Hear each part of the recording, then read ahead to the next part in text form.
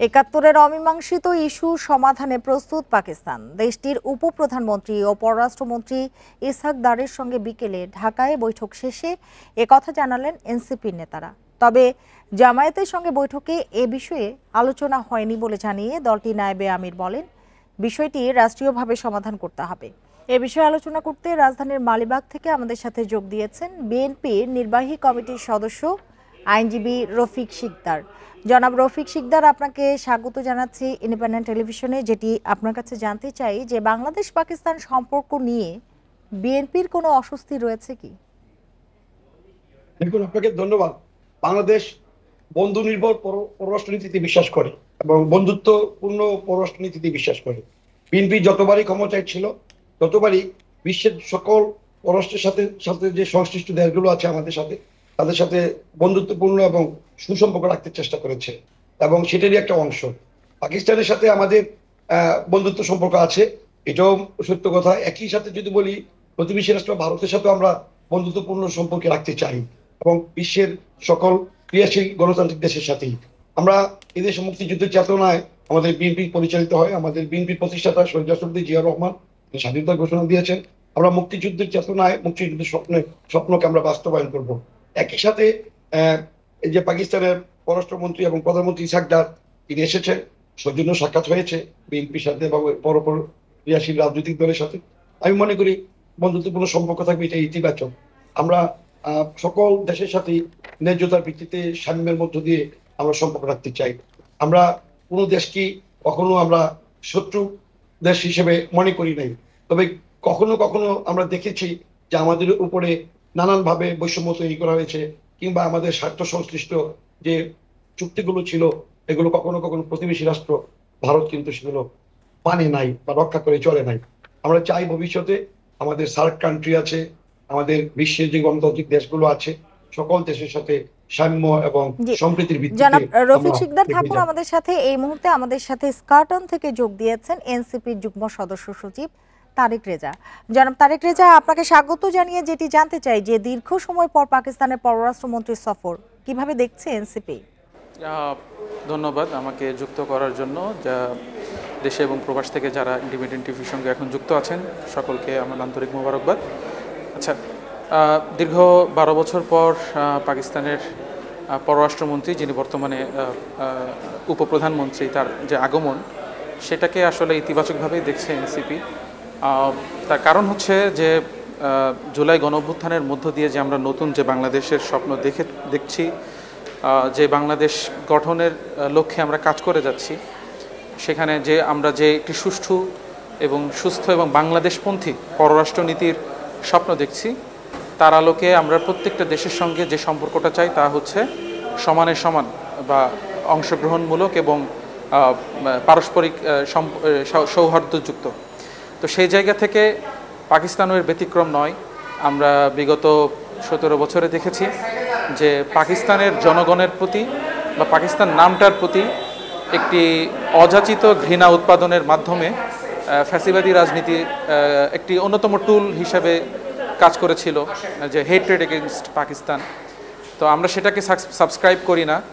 At the same time আমাদের পাকিস্তানের সাথে যেই হিস্ট্রিক্যাল সম্পর্ক আছে, ঐতিহাসিক সম্পর্ক, 1947-এ আমাদের একই সাথে ঔপনিবেশিক বিরোধী একটি লড়াইয়ের ইতিহাস আছে, এবং 1971-এ আমাদের তাদের যেই মিলিটারি রুলার ছিল এবং যারা যে গণহত্যা চালিয়েছিল আমাদের এই দেশের জনগণের উপর, তাদের বিপক্ষে আমাদের লড়াইয়ের এবং যুদ্ধ করার ইতিহাস আছে। সেই দুটি ইতিহাসকে আমরা ধারণ করেই পাকিস্তানের সঙ্গে যে কোনো ধরনের কূটনৈতিক সম্পর্ক আমরা বাংলাদেশের সম্পর্ক থাকুক, সেই জায়গাটাতে আমরা মনে করি যে সেটা থাকা উচিত। এবং সেই জায়গা থেকে সাথে চলে যাব জনাব রফিক শিকদারের কাছে।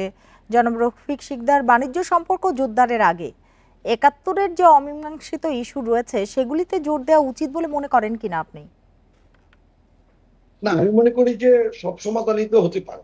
আলোচনা না করলে, আলোচনা না বসলে তো সবকিছু অমীমাংসিত থেকে যায়। আমরা চাই যে আমরা নতুন বাংলাদেশ বিনির্মাণ করবো, গুম খুন মুক্ত একটি বাংলাদেশ, আমরা নিরাপদ বাংলাদেশ চাই। 15 বছর ফ্যাসিবাদ বিরোধী আন্দোলন করার মধ্য দিয়ে আমরা যে নতুন বাংলাদেশ বিনির্মাণ করতে চাচ্ছি, গণতান্ত্রিক বাংলাদেশ এবং বন্ধুত্বপূর্ণ বাংলাদেশ, একটি শক্তিশালী পররাষ্ট্রনীতি নির্ভর বাংলাদেশ, এবং শক্তিশালী অর্থনীতি তৈরি করতে চাই আমরা বাংলাদেশকে, সেখানে শক্তিশালী একটি অর্থনীতির উপরে যদি বাংলাদেশকে দাঁড় করাতে চাই, তাহলে আমাদের চোখ কান খোলা রাখতে হবে, কারণ আমাদের দেশটা আগে, আমাদের দেশের স্বার্থ আগে। বিএনপি সবসময় দেশের স্বার্থ, দেশের জনগণের স্বার্থ প্রথম ভাবে। সেজন্য আমাদের দেশের স্বার্থ এবং দেশের জনগণের স্বার্থ হবে, সেভাবেই আমরা সকল বিশ্বের সকল রাজনৈতিক দলের সাথে, দেশের সাথে আমাদের সম্পর্ক বজায় রাখবো। তবে আমাদের খেয়াল রাখতে হবে সেই সম্পর্ক রাখার কারণে যেন গত 15 বছর কিছু কিছু বিশেষ দেশের সাথে সম্পর্ক রেখে আমাদের দেশের স্বাধীনতা, সার্বভৌমত্ব যেভাবে পূর্ণ হয়েছে, খর্ব হয়েছে, অধিকার যেভাবে খর্ব হয়েছে, সেরকম যেন না হয়, সেটাই আমি বলবো প্রত্যেকটি রাজনৈতিক দলের দায়িত্ব। এবং আমি বিশ্বাস করি দেশপ্রেমিক রাজনৈতিক দলগুলো দেশের ব্যাপারে, দেশের স্বার্থের ব্যাপারে একটা অভিন্ন ঐক্যের মধ্যে থাকবে, সেখানে থাকবে না কোনো ভেদাভেদ। যেটা প্রতিবেশী রাষ্ট্র ভারতের মধ্যে আমরা দেখি, তারা আমাদের যদিও কখনো কখনো আমাদের উপরে অবিচার করেছে, কিন্তু তাদের দেশের জন্য তাদের দেশের যে রাজনৈতিক দলগুলো আছে তারা যে কোনো সময় একসাথে হয়ে যায়, ঐক্যবদ্ধ হয়ে যায়। আমরাও যেন এভাবে দেশের স্বার্থে যেন আমরা ঐক্যবদ্ধভাবে সকল রাজনৈতিক ক্রিয়াশীল রাজনৈতিক দলগুলো কাজ করতে পারি, তবেই বাংলাদেশ লাভবান হবে, আমরা সেটাই চাই। জি, হ্যাঁ, থাকুন আমাদের সাথে। চলে যাব তারেক রেজার কাছে। জনাব তারেক রেজা, আপনি বলছিলেন পারস্পরিক সৌহার্দ্যপূর্ণ সম্পর্কের পক্ষে যে কোনো দেশের সাথেই। ৭১-এর গণহত্যার দায়ে ক্ষমা না চাইলে সম্পর্ক উন্নয়নের পক্ষে আপনারা কিনা? জি, ধন্যবাদ। ৭১-এর গণহত্যার জন্য পাকিস্তান ক্ষমা চায়নি, এটা হিস্ট্রিক্যালি ট্রু না। তারা ক্ষমা চেয়েছে এবং সেটাও আসলে যথেষ্ট না। আমরা মনে করি যে ৭১-এর গণহত্যাকে রাষ্ট্রীয়ভাবে তাদেরকে সেটা স্বীকার করতে হবে যে তাদের তৎকালীন যে সরকার এবং যে মিলিটারি রুলার যারা ছিল তারা এই গণহত্যা এখানে করেছে, এবং সেটাকে স্বীকার করেই বাংলাদেশের সাথে যে কোনো রকম সম্পর্কে তাদেরকে এগিয়ে আসতে হবে। আমি অবশ্যই ৭১-কে কোনো রকম ডিনায়ালের মধ্যে রেখে বা just let's forget about the past, এটা আমরা করতে পারি না। We won't forget the past, but of course will build better future ইনশাল্লাহ। ফিউচার বিনির্মাণের ক্ষেত্রে আমরা মনে করি না আমাদের কোনো বাধা থাকা উচিত, কিন্তু আমরা পাস্টটাকে অবশ্যই স্মরণে রাখবো এবং সেটাকে আমাদেরকে, যেহেতু আমাদের বাংলাদেশের ভিত্তি সেটা। জি, হ্যাঁ, জনগণের মধ্যে যেটি দেখা যায় যে পাকিস্তান বিরোধী মনোভাব কিন্তু এখনো প্রবল। এটি কি এই যে সফরের যে প্রভাব সেটিকে কিছুটা কমিয়ে ফেলবে কিনা?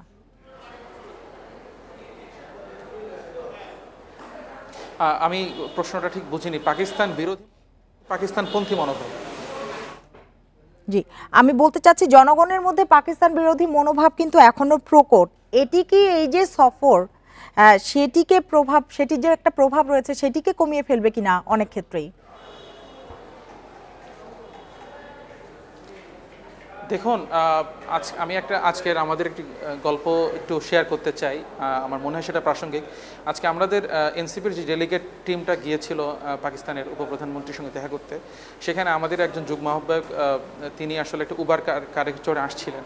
তো উবার ড্রাইভার যখন শুনতে পেয়েছেন যে পাকিস্তান হাই কমিশনে যাবেন, তো উনি বলছেন না, আমি পাকিস্তান হাই কমিশনে যাব না, আমি আপনাকে এখানে নামাই দেবো, পাকিস্তান হাই কমিশনে আমি যাব না। কেন? বিকজ হি হেটস পাকিস্তানকে তিনি এতটাই হেট করেন। তো আসলে আমাদেরকে এই বাস্তবতা মাথায় রাখতে হবে। বাংলাদেশে একটা অংশের মধ্যে আমরা অযাচিত অন্যায্য পাকিস্তান প্রীতি দেখি। পাকিস্তান বলতে পাকিস্তান দেশ এবং পাকিস্তানের জনগণ আমরা বোঝাচ্ছি না, পাকিস্তান অ্যাজ আ কনসেপ্ট, যে কনসেপ্টটা আমাদের 1971-এর সঙ্গে জড়িত, সেইখানে একটা পাকিস্তান প্রীতি আমরা লক্ষ্য করি কারো কারোর মধ্যে, যেটাকে আমরা পাকিস্তান পন্থা বলি। আবার at the same time Awami বাহিনীর উপর। তারেক রেজা, থাকুন আমাদের সাথে। আবারও যাব জনাব রফিক শিকদারের কাছে। জনাব রফিক শিকদার, ফেব্রুয়ারিতে নির্বাচন ও সরকারের প্রস্তুতি নিয়ে পাকিস্তানের পররাষ্ট্রমন্ত্রীর সঙ্গে আলোচনার সুযোগ রয়েছে কি? আপনি বলেন। জি, আমি যেটি জানতে চাচ্ছি যে ফেব্রুয়ারিতে যে নির্বাচন হবে ও সরকারের প্রস্তুতি নিয়ে পাকিস্তানের পররাষ্ট্রমন্ত্রীর সঙ্গে আলোচনার সুযোগ কি রয়েছে? এখানে বাংলাদেশের নির্বাচন তো এটা বাংলাদেশের আভ্যন্তরীণ ব্যাপার। এখানে বাংলাদেশের নির্বাচন কমিশন আছে, বাংলাদেশে এখন অন্তর্বর্তীকালীন সরকার আছে, সরকারও বলেছে ফেব্রুয়ারি মাসে মাঝামাঝি নির্বাচন হবে, রোজার আগে। নির্বাচন কমিশনও বলেছে তারা নির্বাচন করতে প্রস্তুত আছে। সুতরাং নির্বাচন নিয়ে, আভ্যন্তরীণ ব্যাপার নিয়ে বাংলাদেশে বিএনপি অন্ততপক্ষে ভিন্ন কোনো রাষ্ট্রের সাথে আলোচনা করার ইতিহাস নেই।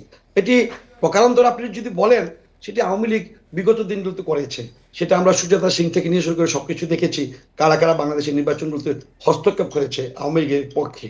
সুতরাং আমরা সেটা করব না। আর আরেকটা কথা হলো, সময়ের পরিক্রমায় আমরা কিন্তু এগিয়ে যাচ্ছি।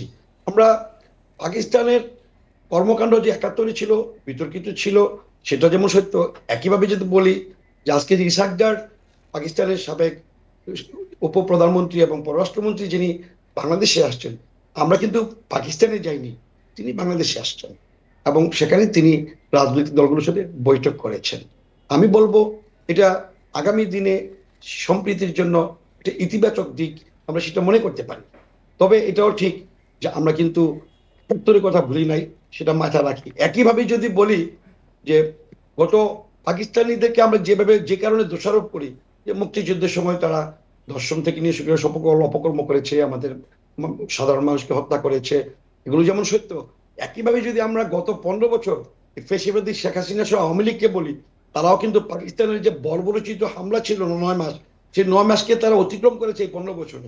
তারা দেশের স্বার্থ বিকিয়ে দিয়েছে, হত্যা, গুম, ধর্ষণ যা যা আছে সবকিছুই করেছে। সে কারণে আমরা বলবো যে বাংলাদেশের নতুন প্রজন্ম কিন্তু একইভাবে কিন্তু আওয়ামী লীগকে স্মরণ করবে যুগ যুগ ধরে, ৭১-কে যেমনি জি, আপনার স্মরণ করে। বক্তব্য স্পষ্ট জনাব রফিক শিকদার এবং জনাব তারেক রেজা, আপনাদের দুজনকে অনেক ধন্যবাদ আমাদের সাথে যোগ দেবার জন্য, আমাদের সময় দেবার জন্য।